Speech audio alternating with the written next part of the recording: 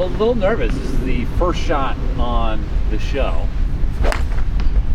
Can't use that. Can't use that. See, I was hitting a great 2 seconds ago. We're back for episode 2 of Golf Bootcamp. We're gonna go to the driving range and Dana's gonna break down what is wrong with my swing, and we're gonna find some takeaways for me and maybe for you.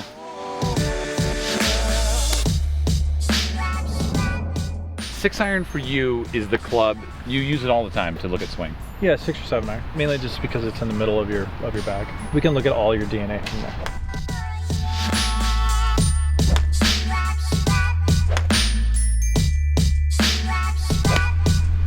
Oh, felt the old swing there.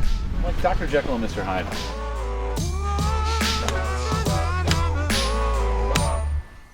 Really nice. You actually improved a lot. I mean, that's as good as I can hit it. So There. first we're breaking down what's wrong with my swing, which is not much. Not much. It's improved. One of the things we talked about was actually your pelvis. You used to be a guy who would slide a lot to the right. What he's saying is I had like a big slide, Yep. which is super bad for power, performance, and ball striking. It's improved a lot. You actually get it to break the line there. See how your pelvis actually didn't slide outside the line, it came back. The biggest change is what it matters the most. Woo! Is the club came from the inside. That's inside. Your path is actually averaging about 3 to the right, Okay. which is nice. Okay. That's a lot though. No, that's about what you want. So what we're gonna get into in this episode is kind of, I guess, the most fundamental and the only real aspect of ball flight, which is club path, face angle. Yep. This is absolutely awesome. Very happy. Now we got to work a little bit more on the consistency aspect. Okay. The first movement as you move, your arms are going to stay really, really soft and kind of no energy in them. You're going to feel before the club moves away that your pressure goes to the right. Move both centers to the right. Stay as an athlete, move, move, move. Both centers move to the right first, and then as the club goes back, the right hip pulls back. There we go. Shift. That's better. So this is now deeper, right? Right hip's deeper. This is more behind. This is more in front of you, and this is still soft. This goes back to 4 sports that share things with each other: golf, pitcher, quarterback, and tennis. None of them go to pitch and move forward. No. They all move back first, Yeah. and then they let go. The longest hitters, they have a trigger. You look at Rory, he actually goes like this. See Right. that? So that movement goes to the right. Then once that's happened, then the club gets taken away. And I think for you, it needs to be thrown back. Right. So like throw it back, get the hip to turn, and then get your upper body to feel as if it's more to the right. You're saying exaggerate. For it Yeah. to feel wrong is probably where it needs to get to feel right. 100%. Started off, my swing was pretty good. Now I feel like a monkey trying to drive a car.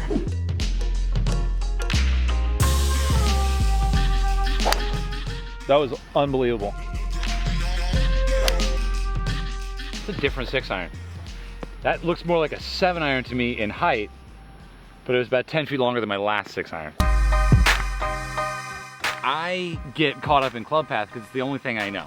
It's the only thing that I can see when I go to a driving range and put my phone on a tripod. I'm trying to get the club out here, and it's always down here. I can't help but bring the club back in here. Just by changing 2 things with my body on the takeaway with my weight, the club is now exactly where I want it to be. Yeah. I want to make this permanent.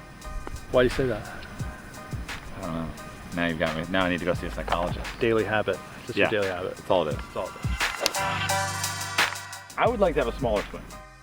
So if you were to elect to have a smaller swing, it'd just be a shorter arm swing. Now, here's a couple rules. This is why I'm not a fan of this. When you do that, you have to have flexion in your wrist. Okay.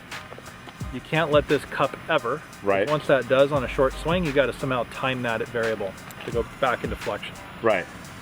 Personally, this feels longer to you because you're turning your hips more, Oh. but you're really not. Your swing feels longer, but it hasn't gotten any longer. Okay.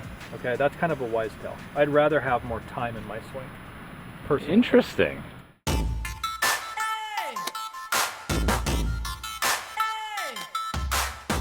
I feel like I have some things I need to do, which is basically just, it's basically just the body move now. It's like move back, get the hips forward, get all the way back.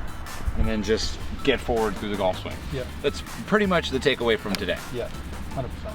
That's really simple. Yeah, very simple. Keep feeling the hand pass, go straight back on this line. What is the routine? Is there a feel on the range? How do I know? It's a developmental thing. So what we want to do is we want to make sure that we understand how much you're practicing. We don't necessarily do this on the golf course if our understanding is trying to make a number and score, because you're instantaneously going to go back to your old pattern, which is what you do. Right. I don't like thinking a lot on the golf course. So you're going to go out there, hit a bunch of shots. Let's say you hit a bunch of fades. You just play that. Okay. Play that fade. But then when you go to practice, you work on your mechanics. When you work on changing your swing, then you have to just purely work on the feel. That feel should develop a shot. So it turns into like this nice wrap-up or match-up condition of these encompassing feels. Work on the feel, but play to play. Play to play. So close to perfection.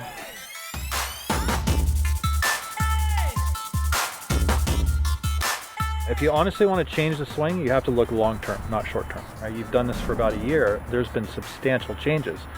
You don't notice them, I do. Right. Oh my gosh, it's like watching this kid go from 8 to 12 like that. Right? And seriously, that's what's happened. Right. You don't want to keep your mind in the short term, because then you won't see that change. Okay.